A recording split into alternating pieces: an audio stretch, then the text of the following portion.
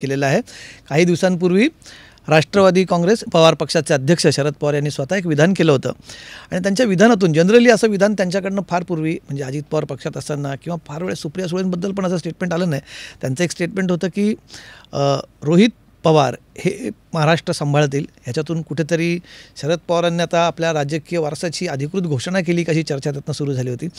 म्हणून आपण आज चर्चा थेट रोहित पवार यांच्याशीच करणार आहोत। रोहितजी खूप खूप स्वागत आहे टू द पॉईंटमध्ये। आज तुमच्या स्टुडिओमध्ये आपण आलात। धन्यवाद। मी आत्ता एका वाक्याचा उल्लेख केला, तुम्ही 2 महिने रोहित पवारांना सांभाळा, आता रोहित पवारांना महाराष्ट्र सांभाळायचं आहे। माझी माहिती आहे की अजित पवारसुद्धा पक्षात असताना असं कधी अजित पवार हे वारस असतील किंवा सुप्रिया सुळे वारस असतील किंवा त्यांना महाराष्ट्र सांभाळायचं असं फार ओपनली ते कधी बोलल्याचं पब्लिकमध्ये मला आठवत नाही। तुम्ही जेव्हा ऐकलं, मला म्हणजे त्याच्याबद्दल बोलूया निवांत, पण जेव्हा हे ऐकलं तेव्हा तुमची काय प्रतिक्रिया होती? हे बघा, महत्त्वाचं काय आहे की एक तर ते पवार साहेबांचं स्टेटमेंट आहे आणि पवार साहेबांच्या जे मनात आहे ते तिथं बोलून दाखवतात। कुणीही सांगितलं म्हणून ते कधी काय बोलत नाहीत। पण महत्त्वाचं काय की पवार साहेब सांगत असताना त्यांनी त्यांचा अनुभव सांगितला। पहिले 5 वर्ष ते आमदार होते, नंतर मंत्री झाले आणि नंतर त्यांचा जो कार्यकाळ असेल आणि त्यानंतरच माझ्याबद्दल 4 चांगले शब्द त्यांनी बोलले।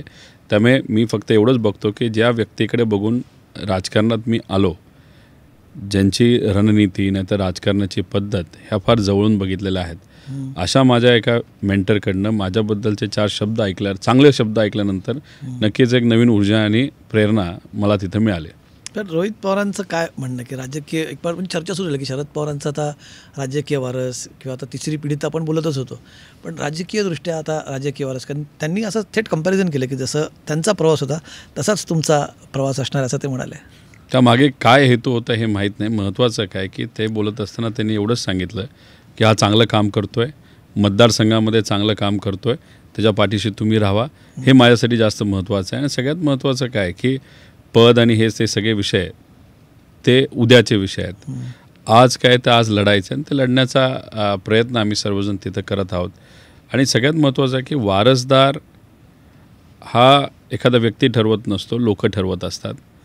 पवार साहेबांनी जे स्टेटमेंट तिथं केलं, माझं काम बघून तिथं स्टेटमेंट केलेलं आहे, त्याच्यामागे काय कारण होतं, त्याच्या मागचा अर्थ काय हे साहेबांनाच तिथं माहिती। पण मी त्यातून अर्थ एकच काढतो की मी राईट ट्रॅकला आहे, हे माझ्यासाठी जास्त महत्त्वाचं आहे। कारण हा प्रश्न दुसऱ्या दृष्टीनेही महत्त्वाचा आहे यासाठी, कारण राष्ट्रवादी काँग्रेस पक्षामध्ये जे काही मधल्या काळात घडलं त्याच्याकडे एक वारसदाराची किंवा वारशाची लढाई म्हणूनच बघितलं गेलं। तुम्ही त्याच्याकडे वारशाची लढाई म्हणूनच बघता का? नाही, वारशाची लढाई म्हणून कुणी त्याकडे बघितलंच नाही। काही अडचणी होत्या काही नेत्यांच्या, भाजपबरोबर गेल्यानंतर त्या अडचणी कदाचित सुटू शकत होत्या असं त्यांना वाटलं, म्हणून भाजपबरोबर ते गेले। वारसाचा नाहीतर आपण लेगेसी ज्याला म्हणतो असा कुठलाही त्याच्यामध्ये हेतू नव्हता। नाही, पण पक्षाचं नेतृत्व करण्यासाठीची लढाई होती का?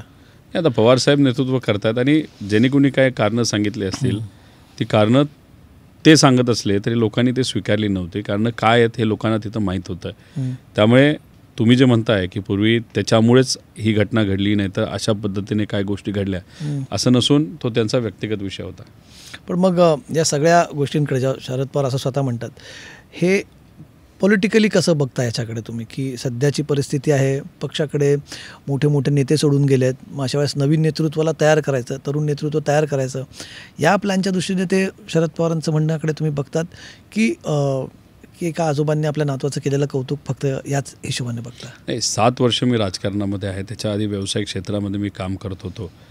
गेल्या 7 वर्षामध्ये कुठल्याही कॉन्ट्रोवर्सीमध्ये मी अडकलेलो नाही। जे काय केलं आहे ते मनापासून केलेलं आहे।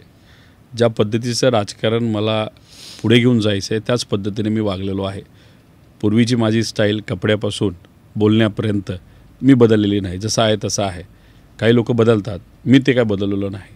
अशात जे काय मी काम आजपर्यंत केलेलं आहे, युवा संघर्ष यात्रा 800 किलोमीटरची काढली, युवांचे प्रश्न मांडले, विद्यार्थ्यांचे प्रश्न मांडले, शहरी भागातले प्रश्न, ग्रामीण भागातले, हे सगळे तिथं मी मांडत आलेलो आहे। आणि मी मोठ्यांशी भिडलेलो आहे जर एखादा विषय मला आवडला नाही तर।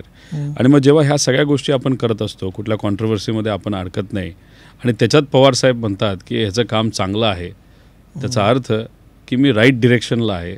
माझ्यासाठी डिरेक्शन महत्त्वाची आहे, दिशा महत्त्वाची आहे। रोजी 2019ला जेव्हा आमदार म्हणून आलात तिथे, तेव्हा परिस्थिती खूप वेगळी होती। त्याच्यानंतर पुढचे 36 दिवस जे काय आपण राजकारण बघितलं ते वेगळं राजकारण होतं।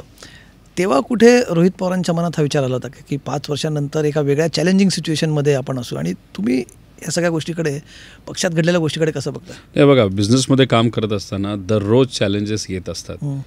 त्यामुळे चॅलेंजेस येतच राहतात. त्याच्यावर मात करायची असते, मार्ग काढायचा असतो. हे बिझनेसनी मला तिथे शिकवलेलं आहे. त्यामुळे राजकारणात आल्यानंतर सगळंच खूप सुखद असेल असं नाही. अशा काही घटना घडतील हे माहीत नव्हतं, पण चॅलेंजेस येतील हे मात्र माहीत होतं. ईडीची कारवाई झाली, जी त्याच्याकडे बऱ्याच वेळा मला अडचणीत आणण्याचा प्रयत्न तिथं